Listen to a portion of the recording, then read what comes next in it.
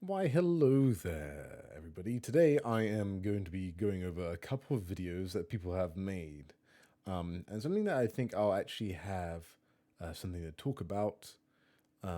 First things first, I think I'll probably talk about Kyle's here. This is a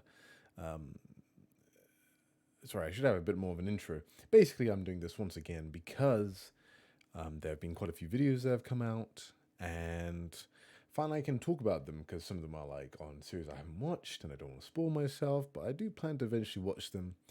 Kyle's one is probably the most notable example.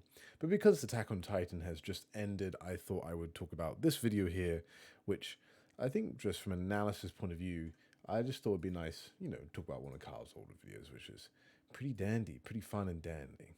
All right, and we're going to be talking stuff from Myre, from Ari, and maybe Cyclic as well. I'm not actually brought up any of his because I feel like for his I just have nothing to say. Unfortunately, in terms of substance. Um, but yeah. Anyway, that's the reason why for him. Anyway, let's go watch Kyle. This is his video on ages ago, released in June 2022. Crazy. So let's start by reiterating briefly what exactly transpired in Attack on Titan chapter 139 and that dastardly ending. It opens with basically the blow up. So I don't actually think I'm going to go through all this. I can't be bothered. But I already skipped the introduction because that's explaining why the series is no longer how it is. And then next is the recap, but now we're on why everybody mad. And by the way, I just figured this out. If you go shift left right, you can skip in terms of like timestamps, which is really sick. I didn't realize that with YouTube. Anyway, hopefully this is better sound. And we'll go on 2x speed, of course. If you ever want to know something, press shift, backslash, or a question mark, whatever that is. And you should get all these nice little things that come up. I'm not sure if that one is, say, control plus. Yes, next chapter. There you go. It's on there. Interesting aspects of the fallout of the ending was that it seemed to piss everybody off in the hardcore Attack on Titan community. All the heavily divided subsections of the community that had been at each other's throats for the last few years of the series' run seemed to all come together in their dislike for the ending, albeit for different, sometimes opposite reasons. Now that's what I call coming together against a larger foe. The Jaegerists and anti-Jaegerists alike, the pro-rumbling people and the anti-rumbling people alike, the Mikasa Rex Eren ship is and the Eren X Historia ship is alike. The ending seemed to be maddening for everyone. The Jaegerists and pro-rumbling crowd didn't like the ending because Eren didn't win and he betrayed them. He wasn't actually this stoic badass for my people bloke in the end that they had been projecting onto and worshipping this entire time. Instead, he's simping out and cuddling with Armin and being an actual person and a rounded character. The anti-Jaegerists and anti-rumbling crowd were upset that the last chapter focused too much on humanizing Eren, the genocidal maniac, and were mad at Armin seemingly for thanking Eren for the rumbling, the genocidal act. The sinking feeling in their stomach that the fascism accusations were going to come double time now from uninformed bread tubers took over, and they lost all wit. The Eren X Historia shippers certainly weren't happy, farmhand supremacy, and even the Mikasa Rex Eren shippers who got their ship confirmed got cut because Eren died and Mikasa kinda killed him, and then ended up with Jean. As I pointed out, was implied in the scene of the alliance on the boat before the bonus pages were even released. Go back and watch the chapter review. Just thought I'd remind you all that I'm a predictive god. Even the Armin X Annie shippers didn't get outright. He definitely is. It was not a good time to be a shipper, it seems. There were also other things about the ending that were always going to generally piss some people off. The ambiguity and the fact that we are kind of left on a cliffhanger on whether or not the scouts will succeed in the end in finding a peaceful solution to the conflict is probably not enough closure for some people, and the bonus pages only take that ambiguity even further. The quaint cuteness of the ending, as I pointed out in my masterful recap, with the cuddling and the crying, was always going to piss off the worst and most toxic segment of the Attack on Titan community. No, not the Jaegerists or the rumbling defenders, but the dude bro Attack on Titan goat crowd, who's in. So I think what Kyle is saying here, I've talked a little bit before, like I think in private areas about just how this whole thing happened, and I think a lot of people are just a bit bewildered by it in general. It's like, why was Attack on Titan so inflamed? And I think in the same way that you have maybe Dragon Ball Z or other, I guess Dragon Ball Z is the best example of like this power creep of everybody just has to get stronger and stronger. Attack on Titan had almost this culture of like a bigger and bigger and bigger and bigger reveal around the corner. There's always going to be one more. And then once you hit around about season 4, or basically when Marley starts, it does this massive flip, which I really love. And then it kind of sets into this political drama, which I found really, really engaging, where things become a bit more less about the mystery boxes. But then in the final part of Attack on Titan, when you have particularly Eren and Zeke's confrontation and paths, which is awesome, by the way, as a reveal, it's almost getting to the point of jumping the shark. And I think it does tango with it a little bit, where you're like, hold up, the plot elements are starting to get a bit just out of hand. And I think, while I don't think any of it really goes over the top, I think the fact that it ended on such a almost, I wouldn't call it a safe ending, but like almost like an ending that doesn't blow your mind, but then also doesn't instantly make sense. Makes it hard for lots of people to have this like bomb drop moment. The reason why Attack on Titans, I guess, what twists are so good is that they're really generally easy to understand. Like, and eventually gets to the point where you're having to think hard and hard about how does this work. Like the Bertolt Reiner reveal is so like mundane, and you can just grasp it so easily about what's going on. Even the base when you're like, oh, there's just people outside the walls, and it's very easy to grasp. But once you introduce time, I think how Eren and Zeke's confrontation is portrayed is the coolest part about it. The fact that they go back through time and they walk and they talk to Grisha. It's not really the how, because explaining the how a lot of the times on time travel, it just gets a bit confusing and wrapped up in itself. And so when you have the final chapter and you have this kind of power creep of mystery, this mystery creep, people expect a big old reveal on what Eren's going to be, and people have theorized of what Eren's going to be as well. This is not to take away from Kyle's points, because I think Kyle's points is probably more prevalent with the idea that, hey, there are people that are really invested in each side of this conflict. We discuss it every single month. I mean, Kyle and all of us were in it as well, right? We were all on the Gabby gang train, and if you don't believe in our version of things, you're stupid, and you're pro Jaegerist. I mean, I wasn't in the shipping side. I didn't see any shipping wars at all. But apparently, from what I've heard from other people, those shipping wars were really, really strong. And I think it's like when you hype yourself up so much, and I've noticed this like with Vinland Saga is coming to its end, you start thinking of all the things you can do, and then you see all the things that inevitably the author doesn't do because they only have a limited amount of time. Would we like to see, I remember people complaining them not seeing what happened to Yelena at the end of it, and they show that in the anime, of course, but like, do you really need to see what happens to Yelena? No, not really. Historia and her pregnancy was very much undercut, and I think that's something, I mean, also with Vinland Saga, where people just get super, super amped up about like, oh, when's the pregnancy? When are they going to give birth? It's going to be on screen. It's going to be on screen. And then Historia was in the background and no one else saw it. So I think there are certain things that didn't get paid off. And then when Eren's explanation takes a lot of digesting to get down, like, why is Eren doing something? It doesn't feel like it makes sense. Or either you need to think about it really hard on how it makes sense, because it is going through all this time. It's not instantly satisfying. Then you get strong opinions on it. Then you get, ending bad, right? And that's arguably, part of like the mess that Isayama is trying to clean up. Now, I will say when I watched the anime, maybe it's the changing dialogues, but to me, it felt so much more obvious at what they were getting at. Eren, in the end, was just stupid, and I think he was ignorant, and was he determined to do it? And like, I'm not quite sure on the exact meaning of all of that, but I kind of got the point where it's like he was doing it because he had to do it for whatever reason, and he just wasn't strong enough to do it, to not do it. And is that his cop out answer for doing that or whatnot? Perhaps it is, but it's more important to kind of talk about how, this circle of violence, war doesn't stop. Just like in real life, war doesn't stop, and so on. Like, it will come back. You'll get temporary peace, but eventually people will find another reason to have violence about. At least that's what it seems to be. But, and I think I'll get onto this later. But I think it's quite an interesting thought. If I go to / Saga, and I kind of wanted to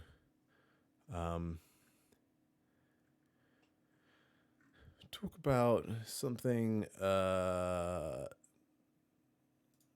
do you think it will end? Is there a try hard comment in this?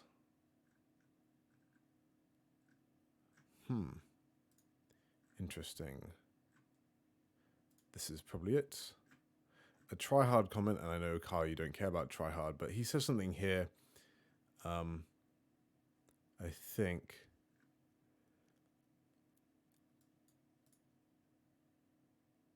Yes, here we go. This isn't within the context of Vinland Saga, but I think it applies very well to to Attack on Titan, and most stories. There's always a problem after the series establishes itself. In the beginning of the series, it doesn't matter because nobody has any expectations, and the scope of what the story is about to do only broadens. People see the potential in everything based on their interpretations and their focus on different things. They deem different things more or less important. And in long periods of times where the audience is left to sit on that same content, those views get strengthened as well. Well, when subsequent arcs come about and the scope narrows and the series focuses on what it's actually about, a lot of perspectives are going to get betrayed. But this is a bit reductive to say it's all to this, and I guess he goes on from here saying this is not the whole thing. But I think this is a really elegant way of saying part of what Attack on Titan had issues with was the fact, like with all stories, is that when you have to sit on a month for a bunch of pages, everybody goes wild with what they think is about to happen. Everybody goes wild. And your brain starts going off from what could or could not happen, what Isayama is saying, what he is not saying. And I don't think in terms of themes, things are going to get that much different, particularly if the story is consistent. It should be a bit obvious. But even then, as we found out with Attack on Titan, the themes were a little bit different than how I think we expected it. I think it's just a really interesting edge case. And there's also the edge case of the fact that there was such a big outcry on how bad the ending was. People went into the anime with low expectations. I think of anime onlys that I knew about the fallout of the ending, I think they found it they liked the ending more. But then my other mate who didn't know anything about that monologue, he just felt like, oh, it's just another internal monologue and I didn't understand that at all. And maybe he's too small brained to get that, but that's just kind of part of it. Overall, what I'm saying is that I think Kyle's summation of this is really, really good in retrospect. What's Entire happening. personality seemingly revolves around Attack on Titan being widely considered the best anime/manga and better than other usually popular anime and manga. Bro, you like Naruto? Why don't you watch something good like Attack on Titan? You've seen them around. I think in a Yeah, I think this is another super common thing where you see with like people who, and we can all fall into this trap of being insecure about what you like and what you get invested in. Because when you are really, really invested in a story and then you find someone doesn't like it, it can feel like they are attacking you. Because if they are saying what you like is bad, then they're saying your taste is bad, and then they're, saying that you are bad. You can kind of make that jump, particularly when you put a lot of self-worth into something. I've experienced this a lot with mates that can be quite dismissive of anime and manga due to certain tropes, or they just don't jive with it for whatever reason. And they say certain things or whatnot, or not everybody loves Vinland Saga as much as me. That's totally fine. But it's just one of those things growing up, you have to just kind of come to accept. And I think for a lot of people, Attack on Titan, Berserk, Vinland Saga, and I think it's easy for us to see it, but like these are your first, like, oh man, this is a big brain adult show, Look, I need to be taken seriously because I watch good stuff, guys. I trust me, Look, this is the first thing I found out and looked into a theme of something, or something like that. And it's almost like it's similar to when you're a teenager. And I think of just being young in general, and you aren't confident in yourself. You're not strong in your abilities. One thing, like I have a guy at work who's probably about 28, I think 27, 28. He's watched so much anime, and I talked to him about anime, and he literally doesn't care like what I like or what he doesn't like, and that's possibly my approach to it as well. But he doesn't really sweat. Like he's like, yeah, I think Rent a Girlfriend, I love it. Come find me. Like he doesn't sweat about that or whatever. And yeah, I think that's a good thing, and just being like, hey, more power to you. This I like, this I don't like. I think this is just why people are like this. And then when people watch Naruto and they're like, wow, Naruto was really good. But then they're like, actually, Naruto wasn't good because Attack on Titan, they're so much more mature and big brained and smart. Naruto's for babies. And it's kind of that dismissiveness, and so on. So yeah, that's what kind of Kyle's a lot of cases, about. what the ending actually was inconvenient to all these subsections of the hardcore community, who had been arguing sides of these issues for years. And when you dedicate years of your life to fighting about these things online, and then aren't validated in the end, that's a hell of a gut punch. And that frustration has to go somewhere. So the ending was bad, and Isayama fell off. And what That is the best summation. I think Kyle had a really poignant and just point there. It's like, yeah, you spent so long, you invest so much time, and there's sunken cost fallacy, and so those emotions have to go somewhere, and I think that contributes to it. I think I'm not going to not put Isayama at fault for, I think, making his ending more convoluted than it needed to be. I think the messaging and why Eren the way he was, which is a question that lots of people had answers for, wanted to know about, was quite confusing and not easy to digest, and not easy, and it's the consistency. Like, other things with Attack on Titan were easy to digest. This is not something like, say, a Vagabond or Planetes, where I felt like I am expected to read stuff multiple times to get what they're talking at. No, like, Attack on Titan always for me has been something pretty easy to understand, like to digest first time around, and then you're asking me to really, really think about this ending. So I think that's the main issue, where this feels like almost a weird tonal whiplash.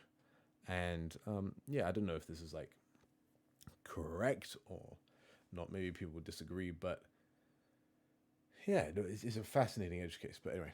What's worse is that with a clear head looking back, the ending was always going to look like this. Of course, Eren wasn't going to be validated morally for the rumbling, but of course he was going to be humanized in the end. I think a lot of these people lost sight in the series and they're arguing, and didn't realize it, and just wanted an ending that would validate them and their online arguments about the series. Now, don't get me wrong, I'm a big proponent of subjectivity and interpretation in art. You can like or dislike something for literally any reason, and I think it's completely valid and as valid as any other reason. I'm simply describing what I think happened and why I think everybody was rather mad about the ending, and why ultimately that's unfortunate. I think the thing is, I think also the ending felt obvious but also safe, in terms of, like, of course Eren's going to die, and that's where the whole Avengers comes from. It's like feels pretty standard in storytelling, or it's like the first time when you feel like, oh, I know where Attack on Titan's going. And I think there's often a feeling in Attack on Titan where you're not quite sure what's happening here, or I'm not 100% confident, but it almost feels anticlimactic because it goes along a normal path. That's not to say that I found it particularly boring, but I definitely, or it was bad. It's just like not mind blowing, which links back to my thing of this, hyping yourself up when your grand reveal is hard to digest, and then the rest of it feels like a big action set piece from which you're not sure how much goes, and then it feels a little bloated at some points. So you're like, was there a ton of worth in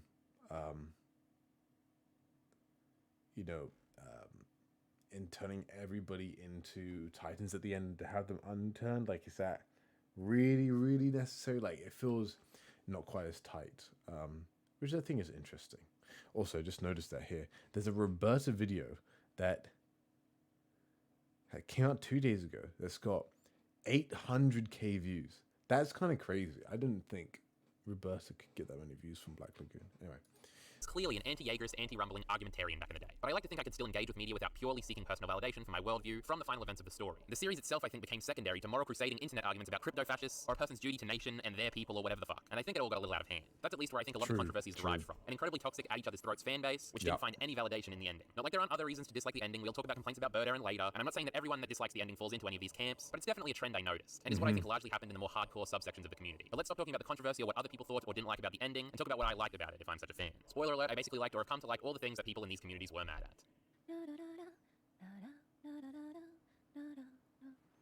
I think it's apt that we start my substantive talk about what I liked about the ending by going over how understanding is represented thematically in the final chapter and the ending of Attack on Titan. Because despite what I said in the introduction to this video, it is still prevalent in some aspects of the ending, even if I think a different theme, which obviously we will also get into, is the larger main theme regarding the final chapter and the ending. A major point I made in my Scout video was about the Scout flag, the Wings of Freedom, being an extension and truthfully symbolic of everything it meant to be a Scout, and understanding and the such. The final chapter plays into this by having the growingly fascistic, militant, and intolerant Paradisian military, in the Scout's absence, abandon the traditional Scout flag, replacing it with this new Paradisian military flag. The Wings of Freedom now buried in the background by firearms, weapons meant for combat and not understanding. This obviously reflects them losing their way and abandoning the Scout principles. The people who make up this new military seem to scream out for further violence at the end of the chapter, which would seemingly indicate on an initial viewing that Armin and the remaining Scouts' ambition of parlaying with Historia and the military for a peaceful solution to this conflict, something that is left somewhat ambiguous by the ending, is doomed to fail, proving understanding ineffective and undercutting understanding as a theme. But that doesn't seem to be the case upon closer inspection. We see several characters that we have come to know throughout the story who remain on Paradis, noticeably rejecting the methods and rhetoric of the new Paradisian military here, knowing understanding, not further violence, to be the solution to this problem. We see Flagle and the reporters from the Uprising arc look on unimpressed, as the people around them mindlessly salute. Notice that the salute has also changed. It's no longer the traditional Scout salute. We see Sasha's family and Nicholas Piccolo walk through the people unimpressed also. We see Hitch yawning while giving a half-assed salute, showing her lack of commitment to this new military. She's also right up front indicating that she's in a high-ranking position in this new military, meaning that the higher-ups in this new military might also not be entirely down with the display here, and might be amenable to Armin and the Scouts' peaceful ambitions. They still have friends in the military. This is only further reinforced by the fella front and center, seemingly the leader of this new military and the speech giver here. Do you recognize him? That's the fella I used to lovingly refer to on stream as Glasses Guy. Apparently his name is Sherma.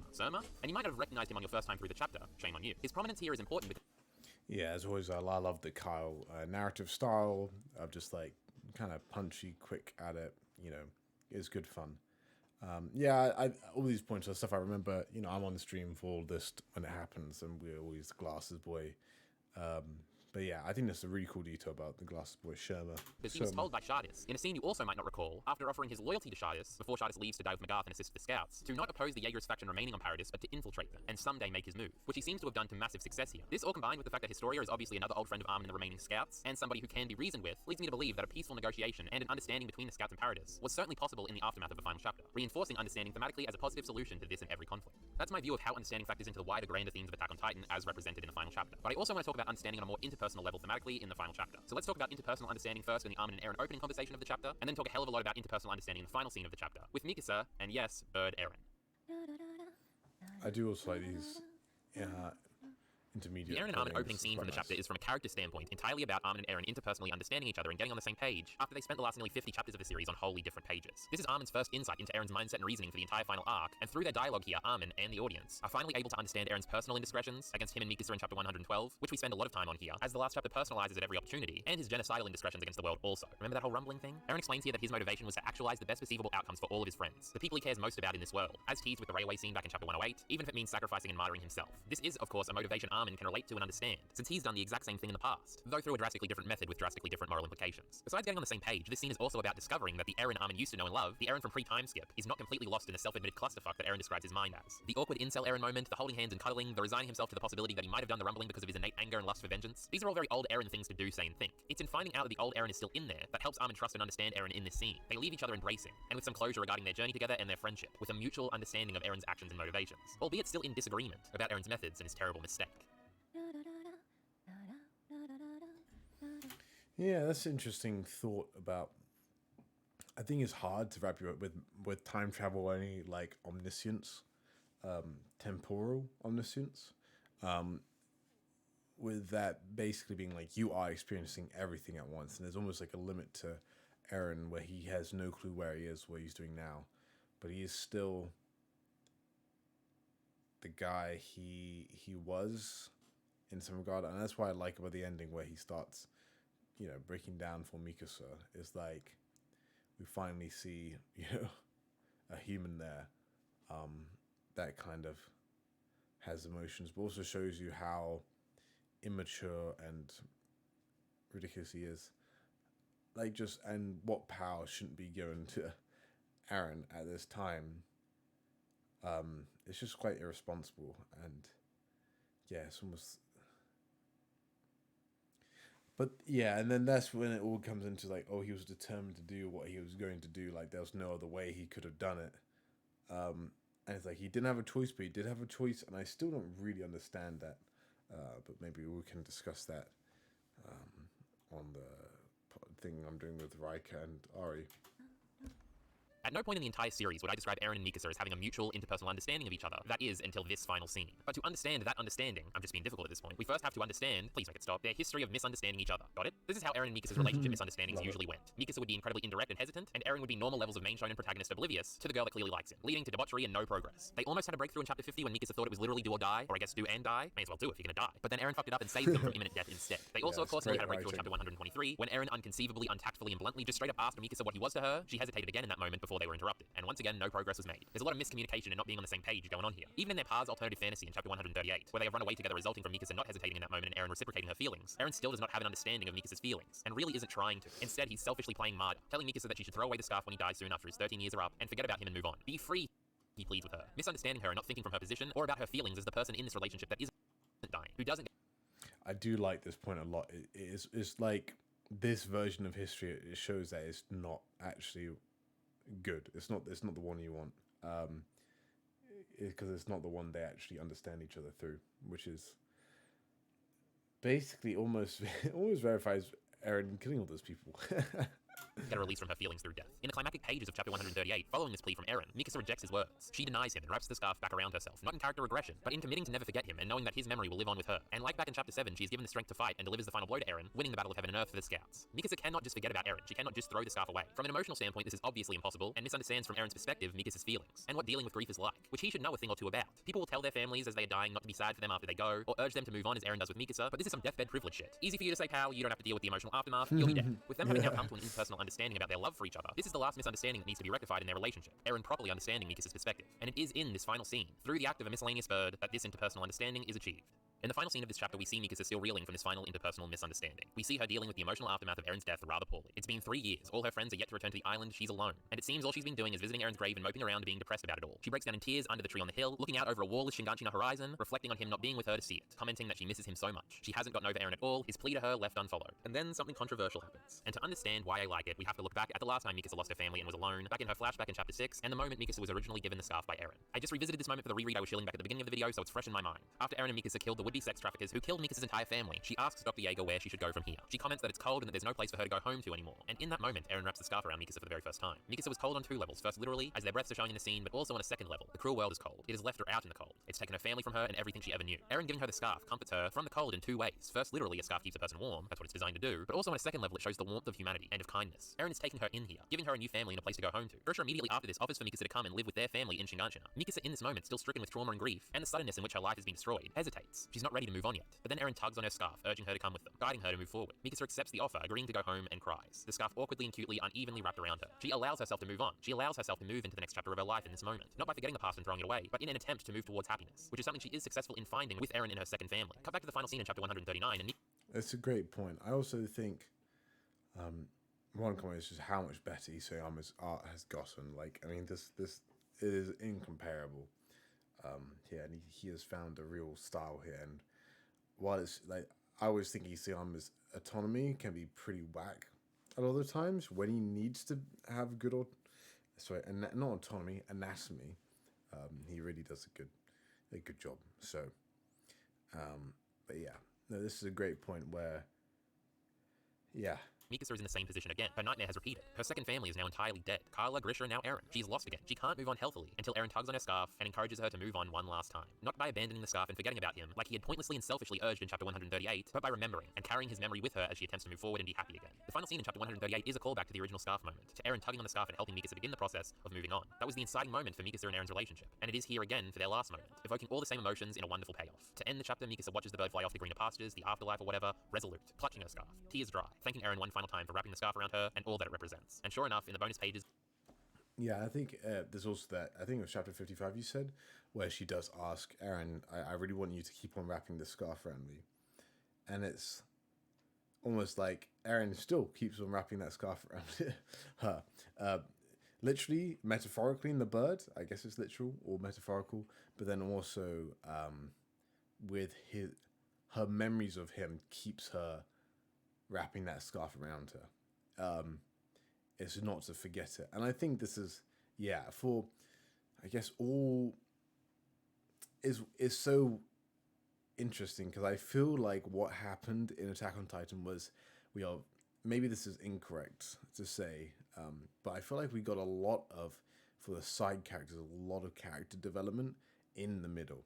We got a lot of like character development at the start from Mikasa, and Armin and Eren, and like particularly Mikasa and backstory, and then at the end, then we get more from Mikasa. Like the focus on the main trio comes back, but in the middle, you've got stuff focused on Ymir, Reiner, Historia, Jean, Coney, not really Sasha, Levi, Erwin, like all these characters coming to the forefront, and Eren gets lots of development as well, and Armin gets development.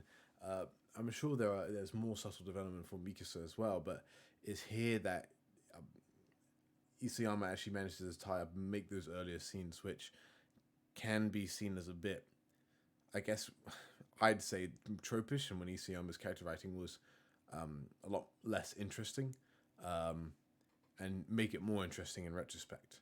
And I'm not, maybe he planned out this whole time, but I think it was something that he maybe lost track of what to do with Mikasa, but then he always maybe had this plan for her. I don't know, but it's just good. we see Mikasa having moved on, having pushed forward, making a third family with Jean, having achieved happiness once again, having never given up. She seems to, even when she's older, have a giant extended loving family. And in Eren's memory and in remembrance of him, she continues to wear the scarf until she's buried in it, and she continues to periodically visit Eren's grave throughout her life. She moved forward as Eren pleaded for her to do, not by forgetting and throwing away the scarf, but by remembering and keeping it always a part of her, as his final action decree. It is in this final moment that Eren and Mikasa have come to a mutual interpersonal understanding, where Eren understands Mikasa's perspective and feelings, and how to truly make her happy, by actually helping her move on, not with tragic martyrdom or a dramatic plea to be forgotten entirely, but in urging her to remember, to move forward without throwing away the past, to not forget, but to keep living her life with him always there, to be thankful that it happened and not sad because it's over. This is why I think the final scene is great, and why, quote, Bird Eren, as funny as it may be to cheaply make fun of out of context, rounds out Eren's character and Eren and Mikasa's relationship in the most satisfying way possible. Fair point. Fair point. So then, tough guy, seems like you've made a great case for understanding actually being the thematic core of the series. What's this nonsense about it actually not being that, huh? Well, this brings us to the most interesting part of the video. If understanding isn't the thematic core of the ending, then what is? Well, to answer that question, first I have to take you on a little detour, and admit that I was wrong about some things. The Attack on Titan ending was not as optimal. This is a rarity. Kyle admitting that he's wrong.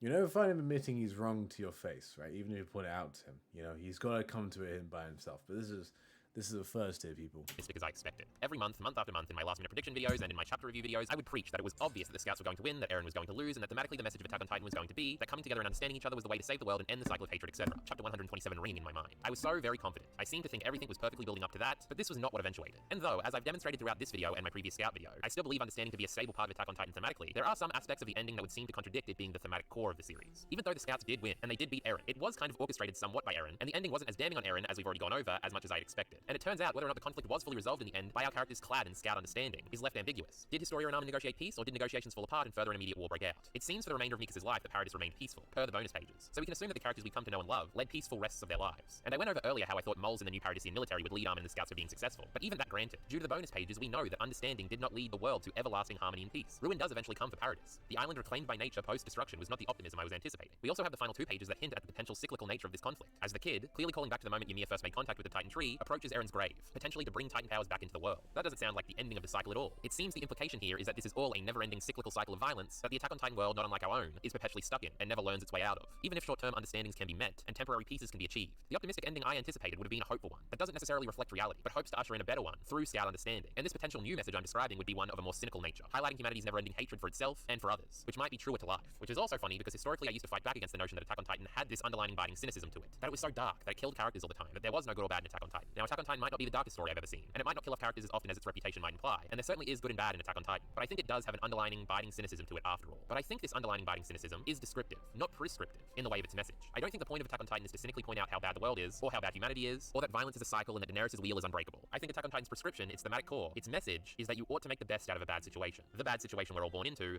life. On understanding, I think the message is still clear. I love, yeah, that was a great callback to Ymir there as well.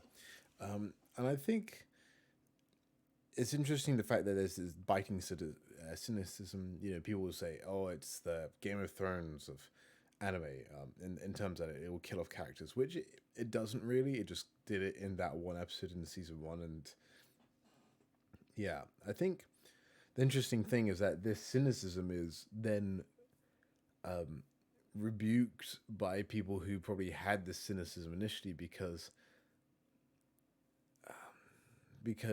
they also kind of thought this was Attack on Titan wasn't clear cut in either way. People kind of implicitly assume that there was good and bad in Attack on Titan, therefore that's why this ending is bad. Because, oh, well, what's the point if Eren only killed 80% of the world? You know, what's the point? Why isn't it 100%? Like, oh, he did all this stuff. He thought of this great plan and he didn't kill all of them. Or what's the point of having, you know, it's cyclical with the tree? Or what's the point of winning in paradise and having Jaegers take over if then they just get destroyed eventually anyway? And it's like people would moralize and say their side is wrong or right or whatever, and actually forget that, oh wait, there's actually this repetitiveness, and there is nothing going to be guaranteed for peace, whether you are killing Eren, whether you are for Eren or whatever, with the rumbling or anti-rumbling or whatever. There's like, it's almost like the fact that the narrative around Attack on Titan changed from that to having that cynicism to having a strong message, which people then disagreed on that strong message, to then it going back in the middle and being like, not even in the middle, but just not going back to that cynicism it had it to begin with, and then that's quite interesting. I thought also thing is a great point about it's descriptive, not prescriptive, in what you take away from it. So I think it's good. That even if an understanding between people is only temporarily achieved, it is still something that ought to be strived for. For a temporary peace is better than no peace at all, and is making the best of a bad situation. Of course, a forever understanding that eliminates war and conflict and strife from the world will never be achieved. But still, you have to make the best of that sad reality. The kid rocking up at the tree on the final page might in the end be cursed with the power of the Titans. But if the kid makes the best of that potential bad situation, as I think some aspects of him might indicate, he could use that Titan power to do some good. We heard the fabled positive tales of Ymir that Grisha repeated to his compatriots. It's entirely possible that the Titan powers could be used for good by good people. Hounds chased Ymir into the tree as she was pursued by a hunting party through Sasha's father's dastardly forest, marked by death by her eventual husband. But this fella has his trusty friendly dog beside him. He's not being chased relentlessly marked for death, and he seems equipped to deal with the forest, and is seemingly not under the thumb of any notable tyrants. I don't think necessarily that the last page implies that the suffering is going to start all over again, and that the cycle will continue anew here and forever into the future. I think it implies that this is a new opportunity, in a new context, to correct Ymir's mistake, and try to make the best of a bad situation. It's humanity's choice. He's surrounded by his predecessors' mistakes. It's his situation to navigate. It's up to him what he does with this potential power, and I think what's implied by these parallels is that he might just make the best of it. The world is cruel, as Mikasa would say, yet sometimes beautiful. Terrible things happen to Mikasa over and over. She literally had 2 entire families taken away from her, most right in front of her eyes, and even some by her own hand. She was in some bad situations, but she made the most of them and continued to strive towards being happy. And what else are you left to do in life? Attack on Titan, I think, is saying that terrible things have happened and will continue to happen that are completely out of your control. There is no God or ultimate salvation to run away to, or underlying justice waiting for us in the end. Perceived deities just end up being as broken as the rest of them. That's a every moment right there. There is no objective purpose to life, but there are things worth living for. Yeah, and I think, that the speech with Armin is like those small things, I think is a real cool message of Attack on Titan in the end, where, just be happy that you're here, that you have this moment of peace.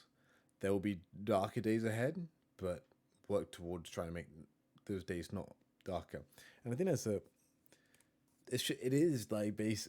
is a very similar message to many other things, but that's almost what makes it more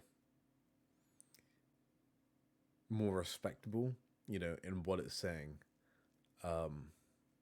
which I quite like. It's not just like bleakly nihilistic or endlessly hopeful. There's a bittersweet kind of taste to it, which will be interesting because we'll be talking about another video like that later. We are born into this cruel, cruel world, and you might be tempted to become of the world, like Eren, justifying your fucked up self because you were born into it. Or you can conversely, like Armin does with Eren's terrible mistake, try and make the situation better. Try and make the best of a bad situation and keep moving forward. You must fight against the bad situation. Understanding each other might indeed be a great... Yes, a great repurposing of the line there. And I think, I guess that is... Eren I guess this is... I'm not sure how the time travel works, but that's a really interesting way to thematically put it, is where Armin is taking the awful situation, trying to make it better. Eren just assumes the awful situation has to happen, and so he's going to become complicit in these actions because that's just what you have to do, right? Like, there's nothing you can do about it, so let's give up,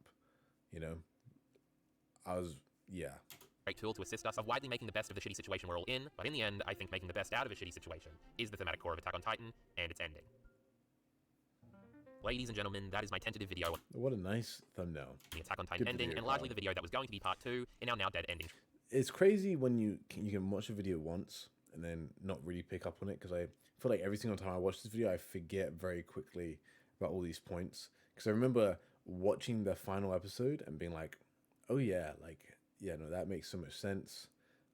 I've totally got it now. And then I come to this video and I realized, oh wait, no, Kyle already said this loads, so it's really funny. I hope it was worth the obnoxious wait. In the end, I don't think the ending will be as divisive for anime onlys. I think they'll end up liking it more than the manga contingent did, because the dramatic music and whatever will help get the point home, albeit less subtly. You gotta beat these fellas over the head with it sometimes, Plus, I don't think the fighting is as bad internally with them. I see them being open to whatever the ending has to offer. The only thing I haven't really talked about in great detail in this video were a lot of the character moments, which I think are self-explanatorily great. Reiner and his mum hugging as she says she's glad that he isn't a warrior anymore. Come on, that's great stuff. Gabby suplexing Falco, that's great stuff. I hear people also like this Levi salute too. There are some things I still haven't figured out yet about the ending, and I enjoy thinking about, like the Ymir Mikasa connection and everything about Mikasa's choice or whatever. But hopefully with the fresh eyes of a reread, we can figure out everything. After all, it's not the work's fault when you haven't figured everything out yet. Not that there really is anything to figure out, but I'll save my reductive subjectivity talk for whatever video I repurpose my notes for the cancelled third video on the ending trilogy to be. Stay tuned. Attack on Titan ending good. If you appreciate the videos, check out the page.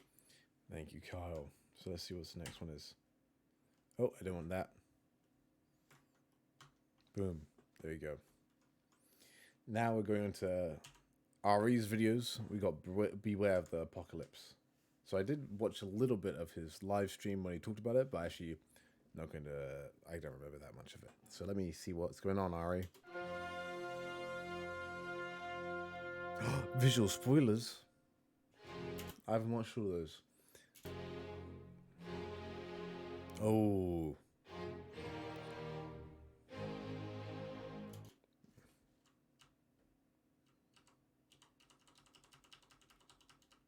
Ooh, there we go. I love these cool intros so much. It's just like dramatic. I mean, so one thing I do remember that Ari said he edited this around the music, and I think I'm not sure if he scripted this around the music either. But I kind of this is what I do as well. But I think Ari goes more ham than I normally would, full in. But like picking the music first and matching, I think Ari matched what he was saying to the music, which is crazy.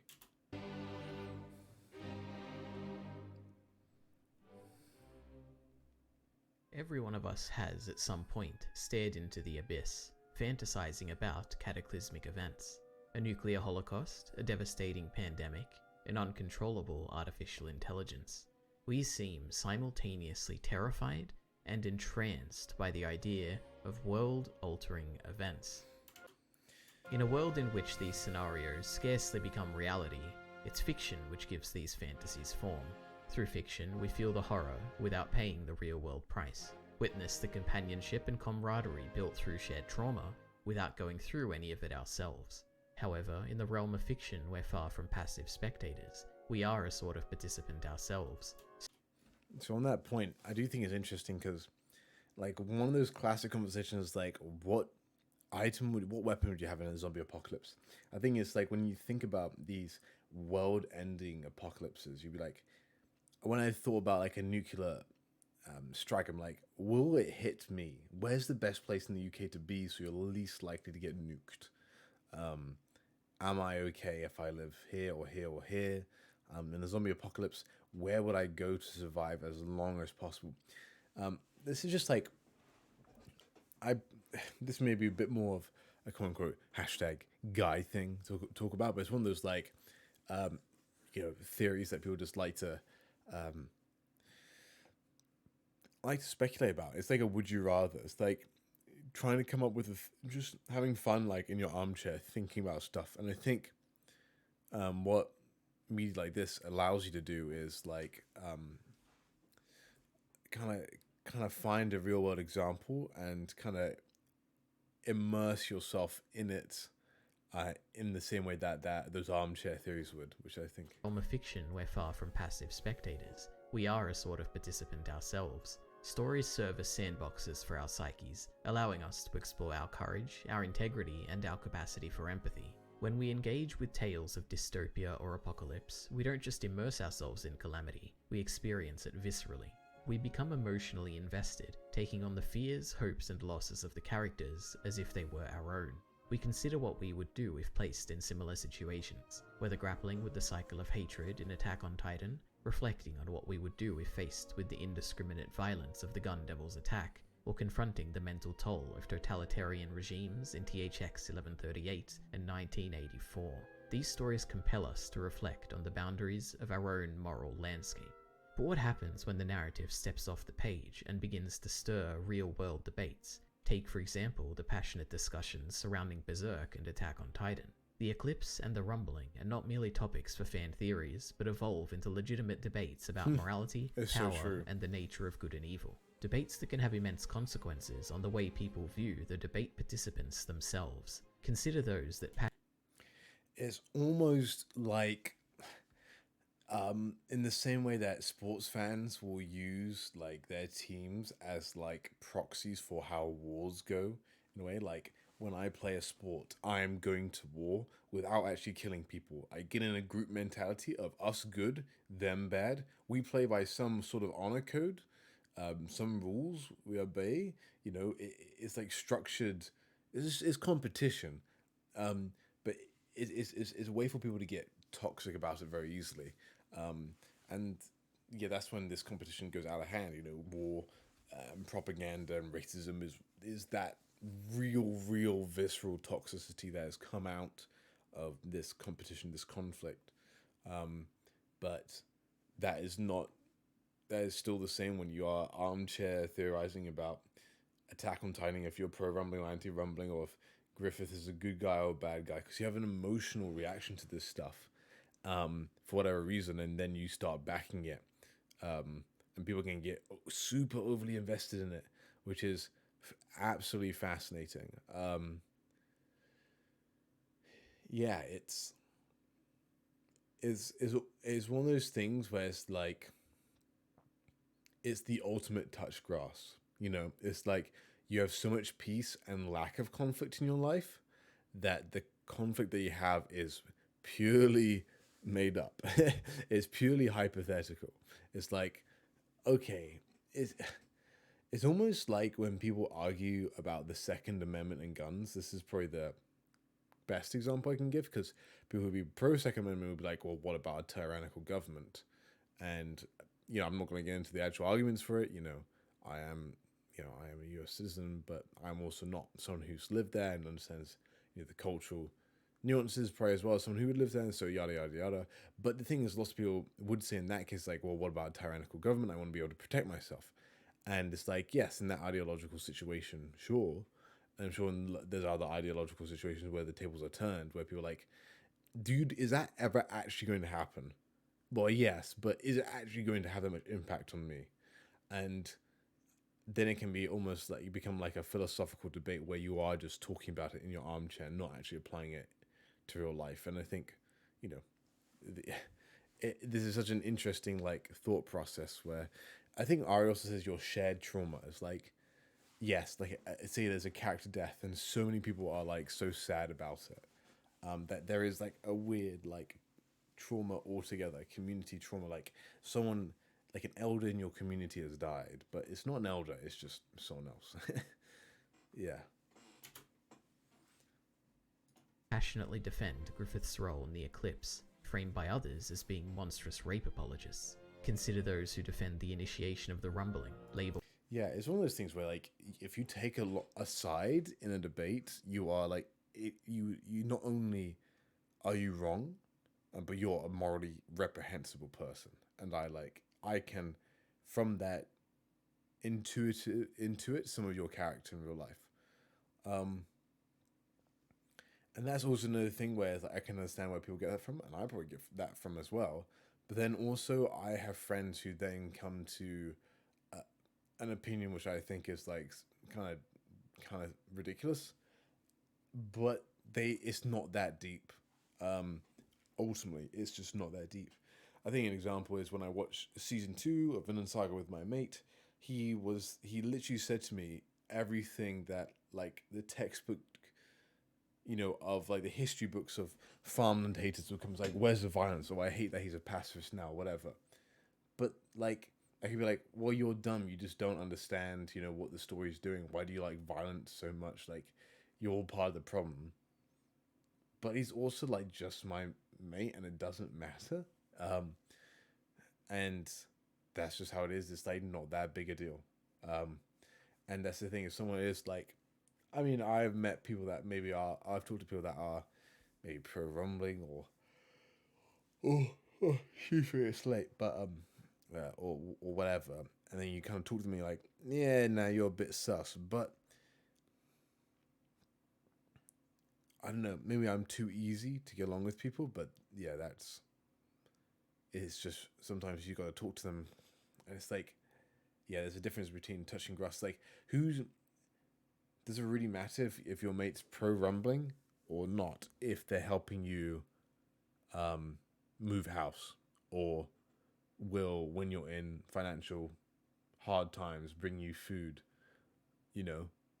Like if maybe in this theoretical example you disagree with them about whatever on Attack on Titan, but in real life they're your a great mate and are there for you and care for you as a human.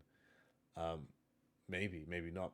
And this kind of goes then into political stuff. It's like, oh, you voted differently to me, or I voted differently for you. Why didn't you vote for my guy? Why do you do it for someone else? I don't think I can be friends with you now because you voted for the wrong person.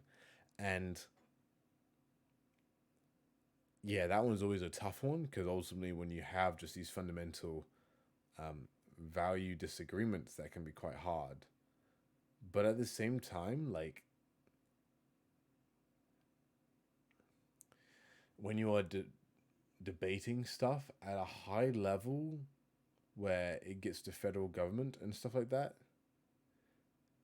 like it's so far away that at the end of the day, even if maybe one you would vote for one party and they vote for another party, you'd probably both think donating to the local food bank to be a good thing. You know, maybe you don't agree on like the root cause of why you both need to donate to the food bank, but you do care for people in your community, or you're willing to give up time or whatever. Like it's one of those interesting things where it's like I wouldn't say I think politics is probably a bit more important than or it's more understandable why people won't be friends if they have widely different politics. But yeah, I mean, like personally, I'm friends with so many people who eat meat, even though when I rationally think about it, I'm like, this is morally like, um, morally incompatible with like how I think. But I live in the real world where, you know, it's extremely normalized to eat animals or eat animal products, even if I wouldn't agree with it. So yeah, is it like that big of a deal? Should I isolate myself? Should I be like almost like a religious group where you kind of cut yourself off from the world? Maybe, I don't know. Like, yeah, it's a question to ask everybody. It's one of those things where it's like maybe if I was, you know, like to take a slavery. Say if I was anti-slavery, but I was still friends with slave owners, or if I was, you know, anti-Holocaust, but I was friends with people, you know, that, uh, you know, that ran the concentration camps. Um, you know, like in an environment at those times where it's so normalized, would you be one of them? Would you be friends with people still? It's fascinating questions just to think about. But then once again, I'm armchair theorizing about it because guess what? I am friends, and make it also clear I'm not trying to morally equivocate to the two, but I'm trying to make similar comparisons between this is what I do and this is what society does generally, and how they're very, very different.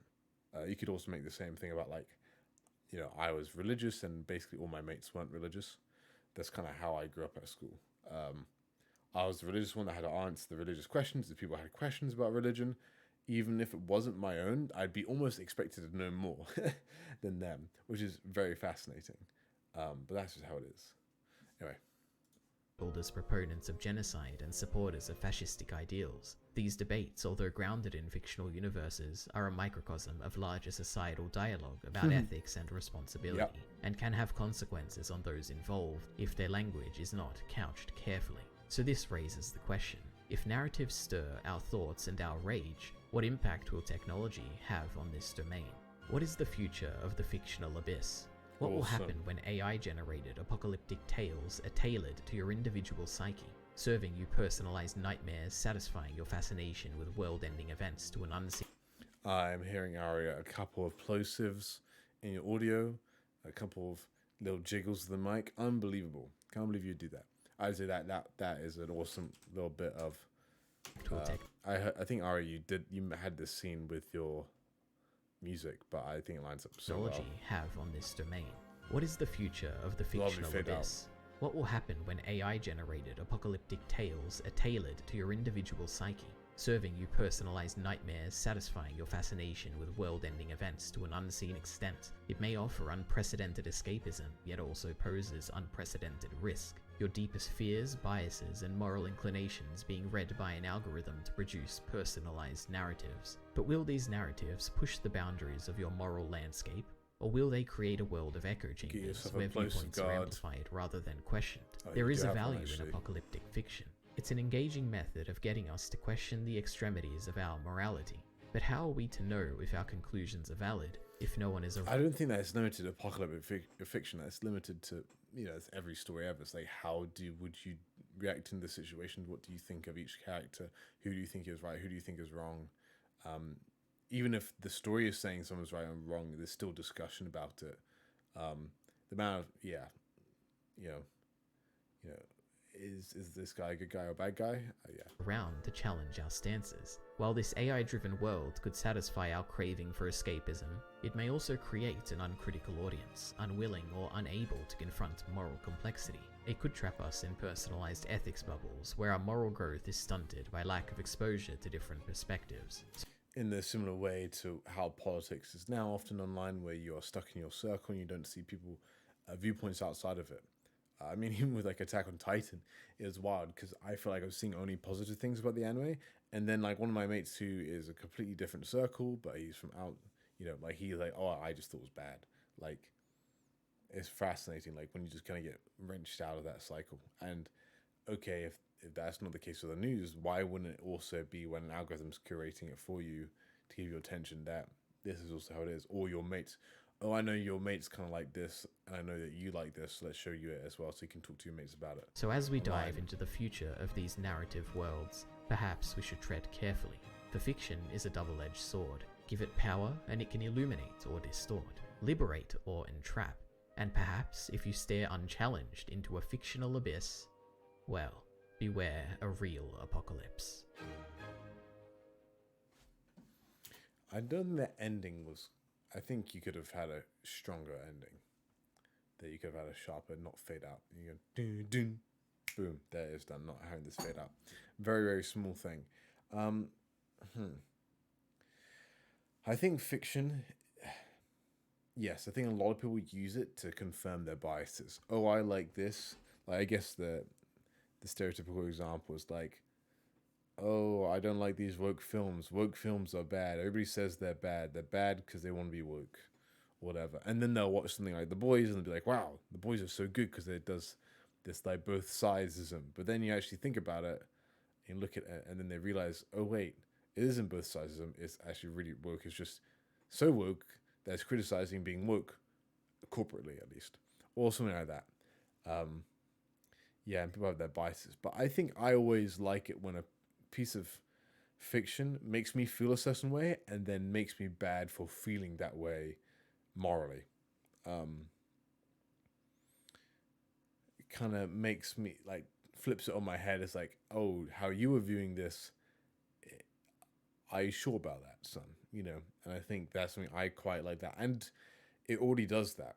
And I think what you pose here is very interesting. And oh, maybe it's not going to be so different, but it will be, it'll just be more extreme. Titan. So yeah. Once again, we got Attack on Titan. This is another one for Ari. Shish kebab. We have got ourselves a big boy of 76,000 views, way more than my own. I've not even hit 1.5k. He's hit 76k. I'm so jealous. Unbelievable, Ari. Let's have a little look. Listen to what you're doing. Nice start again. Has many faces. Action, quickly. Hold it. Hold. Oh, Ari. Ari, what are you doing? Attack on Titan has many faces. Action, drama, psychology. Actually, that you weren't actually masking any of it. You're just panning it. Okay. While I was going there, I was thinking it should be behind the bird. Many faces. Action, drama, psychology, horror, mystery, and science fiction, to name a few. But with politics. That was the main one I was thinking. Attack on Titan has many faces. Action, drama, psychology, horror, mystery, and science fiction, to name a few. Yeah, but with the series about to exit the collective unconscious due to the anime coming to a close, what will Attack on Titan leave behind? For most, I imagine its final act will be what is remembered. A protagonist turned antagonist, a bleak ending with billions dead, and a cycle of violence being left open to interpretation. For some, I imagine the Titans themselves will be what leaves their mark. Their uncanny horror, their gruesome actions, and their twisted origins. And for others, it will be the mysteries and plot twists that will stand the test of time. The colossal and armored Titan, the basement, Ymir's origins, and memories of the future. Now, I used to fall into the first of these camps. The rumbling is my favorite part of Attack on Titan. It's horrific, it's sad, and at the same time, you understand the tragedies that led to it. But on rereading the manga, there was one moment of one chapter, far before the faintest notion of a rumbling, that struck me far more than it ever did the first time through. And the feeling it gave me will stick with me when I think of Attack on Titan. With the sun I can't tell where the actual to fall into the first cuts of these are. The rumbling is my favorite part of Attack on Titan. It's horrific, it's sad. I like the summation here of like... And at the same time, you understand the tragedies that led to it. I do like the narration here as well. But on rereading the manga, there was one moment of one chapter, far before the faintest notion of a rumbling, that struck me far more than it ever did the first time through. And the feeling Yeah, I think that edit all gave me together was is deep with me really when I quite ended Attack on cool. Titan. It fits very well with like, the time traveling and going back in time, and like it's not even a twinkle in Isayama's eye almost that you had there, which I think is very nice. Yeah. With the sudden appearance of the Colossal Titan, trust is thrown into disarray. With the absence of the Survey Corps, the garrison takes command of the salvaging operation. Mikasa already I just say this little bit here, that conflict there, that is, oof, boy, probably the worst like episode and 2 episodes of Attack on Titan. already recognized as an elite soldier, is assigned to the rear guard, leaving Eren and Armin with the rest of the trainees. Naturally, Mikasa isn't too happy about leaving Eren's side, but Eren doesn't tolerate any of her complaints, headbutting her and giving her an earful about how she's being selfish. So Mikasa apologizes, agrees to go with the rest of the elite soldiers, and makes one final request of Eren: don't die. Transition to a nervously excited training corps, about to get the chance to prove. I think one thing this video does well, maybe probably why it did well in the algorithm, I think you say there is something and then you don't talk about what that thing is exactly and that you liked. And then while you're giving all, like, we're like, okay, I kind of know, I feel like I'm getting progress to your answer because you're explaining and doing all this recap, but we're still zeroing in on that point that you're trying to make, which I think is, yeah, quite a gripping narration and scripting tool, which I think is easy to be like, oh, I hate having recap and it's frustrating, but for something like this where it's so short, it's a pretty smart move because it is captivating. Like, the issue with recap is when you notice it. But if you can recap it, and I think RE generally do recap it in a pretty fun way. Themselves in combat for the first time. With Eren's rallying cry, they advance right into their deaths. Like, you almost like have like a narrative way of saying this. You don't say, oh, Eren and Armin like start attacking or whatever. Like you have like almost a poetic way of saying it. So yeah, that's quite nice. The first to go is Thomas, quickly chewed up by an abnormal. Eren, filled with anger, rushes in to kill it and loses his leg in the process. Mina, Nuck, and Milius are quick to follow, being yeah, like the way you've scripted this, I think, is actually to your credit, and then the way you've narrated to your credit with the music as well. It feels impactful, and the fact that you've got it's like, oh, I'm remembering this now, but it's not like this is what happens. Then this person dies, and this person dies. There's a certain like you've written it like it's a blurb of the story, and you're still keeping that emotional impact and not making it super dry, despite it being recap. This is a good recap, dare I say. And I think that's why this video works so well. eaten, crushed, and swallowed. Frozen in place, Armin is the last to go, picked up by a bearded titan and dropped into its mouth, until a one-legged Eren sacrifices himself to save Armin's life. Armin then has a breakdown. Everyone around him is dying, his best friend is gone, and there's no hope left within him. And with the arrival of Mikasa, he now has to tell this girl, who values Eren more than anyone, who only has the will to live because Eren showed her how. See, and this is nice because this also has a bit of an analysis in there. It's not just the basic facts of what they've done, it's explaining why this matters so much. He has to tell this girl that her dearest and closest, the most important person in her life, is dead because he couldn't reach out his hand sooner. But Mikasa is... I never noticed this point before where if Armin did reach out his hand early, he would have saved Eren. I didn't actually think about that accepting of the news. She does what Armin couldn't and keeps her emotions in check for the time being, as this is no time to be getting sentimental. She gives a harsh motivational speech to the rest of the trainees about how she will lead the charge to clear the... You almost gaslit me into thinking like, man, there's something deeper here, like with Mikasa, like this is like a good thing that she's being so serious with, but even though it's clearly not. Titans around their target, proclaiming her strength to be above all those around her. She charges at a remarkable speed and takes out the Titans in her path, with only Armin realizing that the cool-headed persona she is trying to betray is but an act. She's banishing her grief through reckless action, and she ends up at the feet of a Titan because of it. But Mikasa refuses to die, because to die would be to forget Eren forever, and thanks to an unknown Titan-killing Titan, all the trainees in trust get to live another day. So at the end of the battle, Mikasa and Armin stand upon a rooftop, staring at the Titan that they owe their lives to, as their best friend emerges from it. Rushing down in an instant, Mikasa grabs Eren, squeezing him with her ear to his chest, and the chapter's title comes to life. Chapter 9 of Attack on Titan, the beating of a heart can be heard. She Yeah, that's... Like, see, like, I think don't count your recap out. I think I've actually learned something here, which is just thinking about this myself, and this is why I almost like doing this, because finding out what works, like, when you're, I've probably done this myself. Have I done this myself? When have I done recap? But, like, narrating in a powerful way, I probably did this, yes. I did this quote-unquote recap for like my 191 chapter review, where you like want to get across the power of the moment again and make someone feel something. I don't think that's a bad thing. This isn't a 3-hour long, whatever video essay. This still is useful information that helps contribute meaningfully to the video. So yeah, it's one of those things. I think it's recently with us has been easy to be like, oh, it's just recap. It's not that good. But genuinely, when you come to the end of a series like this, it's easy to forget these moments. It's easy not to remember what's happening. And when you do that, when you want to help people remember, do it in a fun and interesting way. Do it in a way that's engaging and emotionally riveting. So, well done, Ari. Like this is actually this is well done. Wails like we've never heard her wail before, as Armin grabs the hand that he wished he had managed to reach back then. A friend they thought they had lost forever is given a second chance. This is one of, if not the most emotionally impactful moment in Attack on Titan for me. A moment that strikes much harder the second time around, when you intimately know the characters that are involved. The Battle of Troy.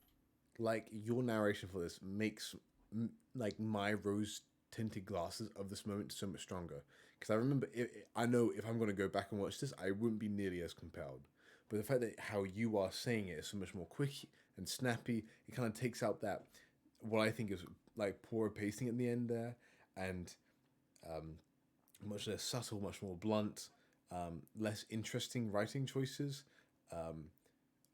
and just how like you're giving the same information but you're packaging it up in such a much more compelling way than I think even Attack on Titan did in this. I know you'll disagree with this, but that almost contributes to this whole feeling of like, man, this was really, really good, huh? Frost was incredibly simple compared to what Attack on Titan eventually becomes. Before the rumbling, the Jaegerists, and the other side of the sea, before the uprising, the coordinate, and even the vaguest idea of Titan shifters, Mikasa and Armin think they've lost their friend forever, and words cannot express how grateful they are to have him back. This simple, down-to-earth moment from Chapter 9 of the manga, or Episode 8 of the anime, is one of Attack on Titan's finest, and it will forever be one of the many great things that Attack on Titan leaves behind for me. And well done for saying Attack on Titan is finest. I did not do that in mine. I actually took out that point because I wanted to leave on a bigger, punchy end, but on mine I said,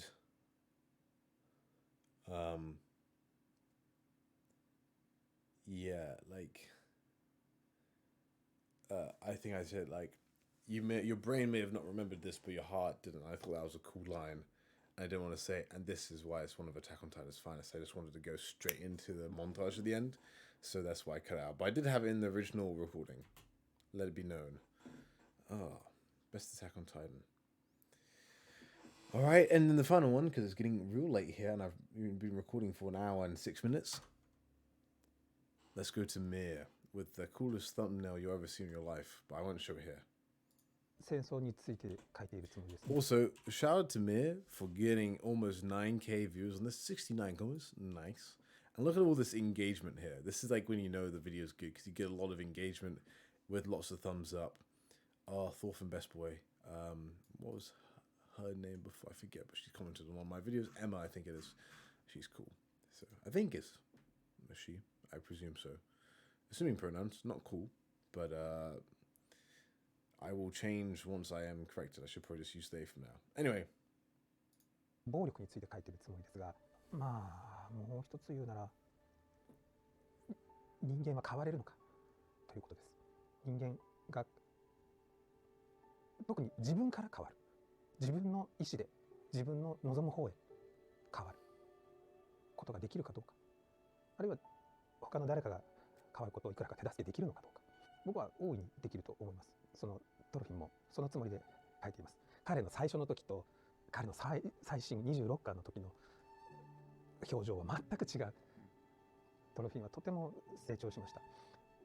そういうことを書きたいと思っています。その成長するっていうことが人間の希望だと思います。今日できないことが明日できるようになるかもしれない。今日ダメだったことは明日反省できるかもしれない。ずっと変わらなかったら悪いことも変わりません。だから変われるということを説得力を持って書けたらいいと思っています。I think there's a reason why Yukimura is such a big fan of Attack on Titan. And it's almost fascinating the fact that we are getting to this video after watching 2 Attack on Titan videos in this series. Attack on Titan has this cynicism that Kyle talked about, where does it really change? Probably not. That's just how things are. But maybe we can. And I think Yukimura takes a much more optimistic approach where he wants to write, as he says, in a convincing way that it is possible, that we can change. And if we all change together, we can reduce, if Attack on Titan is saying, make the best out of a bad situation, Vinland Saga is saying, how can we make that bad situation less bad less often. You know, make that bad situation happen less often and make that situation less bad. That's an easy way to put it. And even if it's one life at a time of being really trying to be the best version of yourself, to be the most understanding version of yourself, to be, if the more scouts there are, the more understanding you are, the more you can do that. And you can feel his passion in that scene, and that's why I love that interview with Gigok. It's so good. On its 192nd chapter, Vinland Saga entered its final arc, titled Thousand Year Voyage. This name demanded attention. Immediately, this sparked fan speculation, including for myself, for what the meaning of this name might be. Over the course of reviewing the past 14 chapters that have continued this arc, I furthered my understanding more and more. My thought process has been scattered across these reviews, but here today, I'm going to put them all together into one cohesive video. My theory for the purpose of Thousand Year Voyage, and in turn, how Makoto Yukimura will end his magnum opus. I think when a 1,000 Year Voyage came out, there was a lot of memes with Attack on Titan, but it is also probably the most metaphorical, at least arc name we've had. You know, we've had a couple, you know, like the Two Wolves and like misunderstandings and so on, but then we've also got the War in the Baltic or Hunter and the Hunted. You know, the 1,000 Years Voyage is much more kind of hard to understand initially. You're like, what does it actually mean? There's more to dig into there. And yeah, no, I also think, you know, for your first scripted video, Myre, this is well written, of course. Your mic, you know, oh boo-hoo, like you don't have any dampening behind you. Maybe you've put like a sheet behind you when you talk. That's probably the best way to do that, or on the wall in front of you. Like just nestle your mic in some pillows or your duvet or whatever. You know, that's something you can do, but like, you know, it's still really good. And you have a really strong emotional narrative ability in your narration. Sorry, you have a strong, good emotion portrayed in your narration. Yeah. Reviews, but here today, I'm going to put them all together into one cohesive video. My theory for the purpose of 1,000 Year Voyage, and in turn, how Makoto Yukimura will end his magnum opus. And it almost feels a little less scripted, even though you don't make any clear. Well, maybe you do make mistakes. I can't quite remember. We'll get that later, but it adds an authenticity and rawness to your dialogue, which I think feels very intentional, and with the music, very purposeful, which is nice. I always like trying to get emotional in your YouTube videos, because it just makes it mean a lot more. And I love this music. Well done. Oh, you've got your full name here.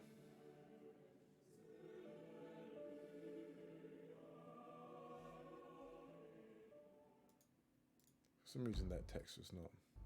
When Vinland Saga first began in 2005, Makoto Yukimura chose to write about the historical figure Thorfinn Karlsefni, and in turn chose to write a story that always had its destination determined from the start, the settlement of Vinland. From that end goal of telling his story based on the loosely defined history he knew, Yukimura worked his way back to give readers a character journey that would earn its way to this destination.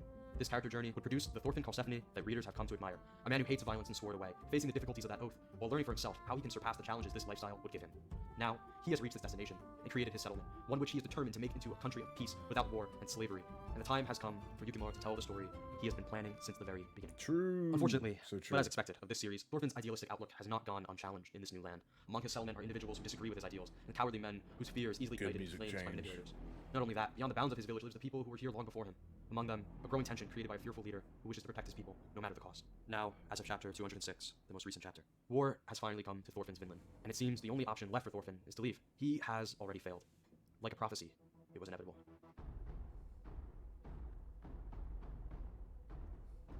Since as early as the prologue, there has been an ongoing theme of end-time prophecy. So, in the same way I was talking about Ari, that is good. I mean, it is. So, Myre, what you may not know, Jason, if I may say, buddy, there is kind of like a thing where like recap is bad, But like that is another example of good recap of like really big cliff notes, just like brief cliff notes and just kind of getting to the point and giving your framework. Because when you talk about what you've watched or whatever, again, you are reframing it from your perspective and what to focus on in this story. Because you're leaving out details, and there's like it helps redirect the viewer's focus on what's important to you, and that's what that recap did very well. Chapter 20, Ragnarok. Askeladd talks to Thorfinn about this coming of the end. Ragnarok, the last judgment, whatever you want to call it. Everyone This is another recap, is living aimlessly in anticipation of this and maybe it could be slightly more like trimmed. The fat, the fat could be trimmed down more, a bit more lean, but inevitable end. It cannot be changed. Like the Romans, we will be lost to time eventually. Yet, at the end of this chapter, as he hears the drums of Ragnarok calling for the end, he makes his choice to slay the messenger and declares his intent to save Canute, beginning his plan we would later come to understand in full. Rather than waiting for the hero Artorias to arrive and save his people, he has chosen to save them himself. Despite the hopeless, inevitable end set for him, he has chosen to not let it pass without a fight. Someone had to do it. Not a god, not a hero, but somebody. Now, in the current arc, Thorfinn is trying to be that somebody, to create a nation of peace in Vinland, and in doing so, he fights against prophecy just as Askeladd had. He has been told numerous times by his detractors that his experiment would absolutely fail. Even in chapter 189, we are shown a new prophecy, one that shows the future of Vinland and its native people, one where Thorfinn's vision has been left unfulfilled. Yet, it's a great. It's a great connection as always. Like the whole prophecy of the first arc and the Ragnarok and or the Judgment Day, like what's going to come and then it coming again, like that inevitability, and then just choosing not to do that, and like Askeladd's motivations being mirrored to Thorfinn's of just realizing that like, okay, Askeladd didn't I just realized that God wasn't going to do it. Thorfinn's like, I don't know if God's going to do it. I'm not saying he's not, but I'm going to act on what I think is best until I get corrected. It's like a subtle difference, but I like how their approaches kind of lead in a similar direction. immediately following that, in chapter 190, Thorfinn responds to this idea of inevitability. Everybody says that, but why does nobody doubt that Ragnarok is coming? If it's an end of days prophecy, we won't know it's true before the end of days, right? Regardless of what he is being told, regardless of what everyone says will inevitably happen here, Thorfinn sincerely pursues his dream without wavering. Thorfinn has chosen to be that somebody, to try what nobody was willing to do, and will prove everyone wrong by creating a land of peace regardless of what prophecy has dictated. Right? No. War has come. Thorfinn has failed. Despite his sincere hope and effort, Ragnarok has come regardless. If after all this, Thorfinn will just fail anyways, what was the point? What was it all for? What is this story even trying to say? How will Vinland Saga end? Yeah, it's great narration. Just like posing the question again. It's like maybe it's a little bit fast in the scripting where like you're trying to like I almost felt like, oh, you've made this point and Thorfinn gets so ahead, but you're not quite like maybe sometimes like, but war hits, bad stuff is happening, it's all going downhill. We know Vinland fails. History itself has dictated so. So what was the point? How is Vinland Saga going to end? Yeah, I mean, this is very nitpicky, but like your framework's great. Although war has only just begun Yeah, and so now onto the strong analysis. in Thorfinn's story, it would be a lie to say that this is a development nobody saw coming. Since the start of this arc, foreshadowing has set up all the potential complications that would eventually lead everything to fall apart into this outcome. Even before that, we had narrative reasons to doubt that Thorfinn would be able to succeed, and Thorfinn doubted himself too. But there's more than that, isn't there? Although it may take creative liberties where it can in order to tell its story, Vinland Saga is ultimately a historical fiction. It is based on real events from our past, and has never deviated from the greater path history has already taken. By showing us a vision of the future, one that we know as our own past, Yukimura confirms to us that he will not be deviating from this path. And that is a path where Thorfinn fails. From the very moment Yukimura chose to write about Thorfinn Karlsefni, the fate of this story was set in stone. Because it's a story that has already been written by time. So, why would Yukimura choose to tell this story that will end in inevitable failure for his protagonist? Is it a criticism of Thorfinn's naive ideals? Are we supposed to learn that he's wrong for trying? What does it all mean? Luckily, Yukimura has already given us that answer. 1,000 years ago, in 1023, Thorfinn Karlsefni tried to establish a land of peace, a true utopia where violence does not exist. Now, 1,000 years later, we read this story. Across a voyage of time, his dream reaches us. As we watch Vinland fail before Thorfinn's eyes, we see the factors that result in his fate. Human failings of fear, trauma, greed, righteous pride. In showing us this, Yukimura, with complete sincerity, allows us to witness everything that he knows would lead someone like Thorfinn to inevitable failure. Thorfinn's future was decided long ago. Through these common failings of humanity, he was forcefully defeated. Our future, though, is not decided, is it? Most people will tell you how things will absolutely go, but nobody can know for sure, right? Do we dare to carry on that dream, despite the loss we already know has happened?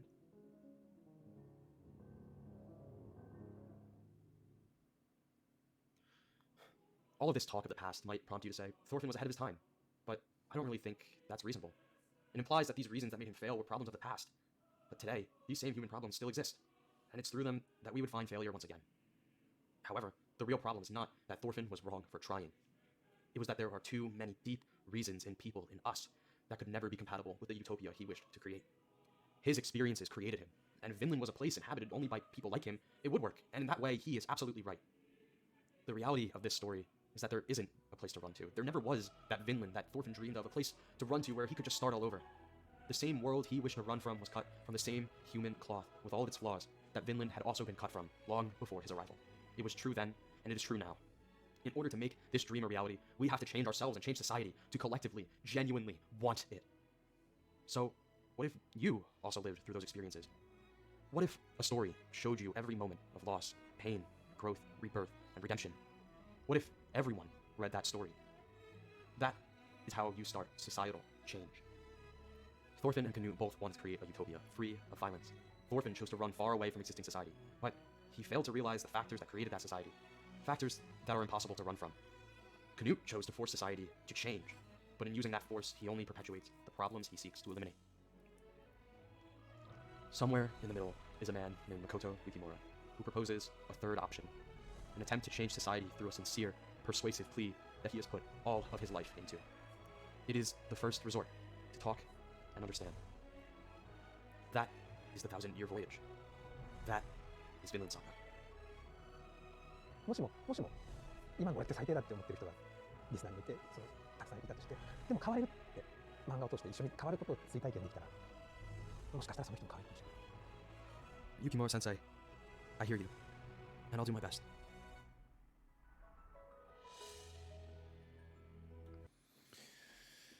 Yeah, there's a lot there to unpack.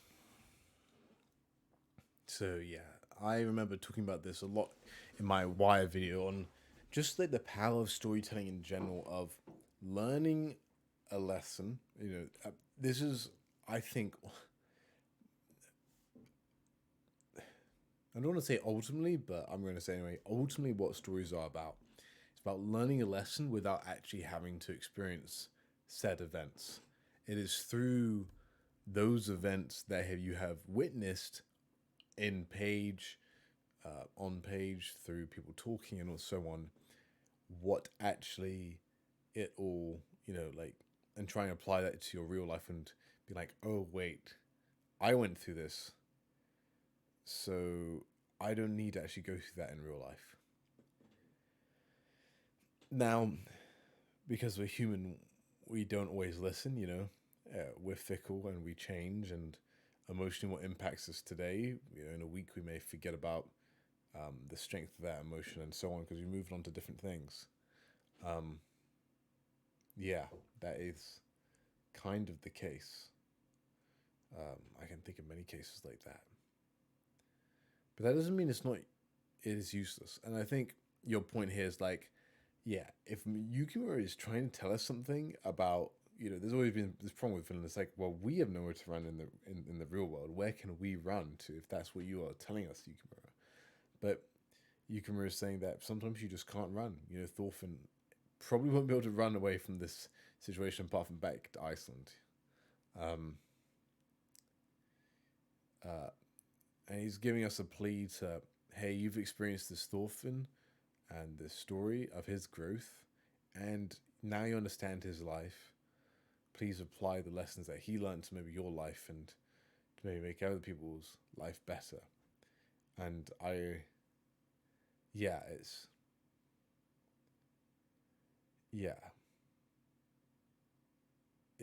is a powerful thought that this is what Yukimura is trying to do. And I love your point there. I didn't catch it before, but now I have, about how this is Yukimura's first resort.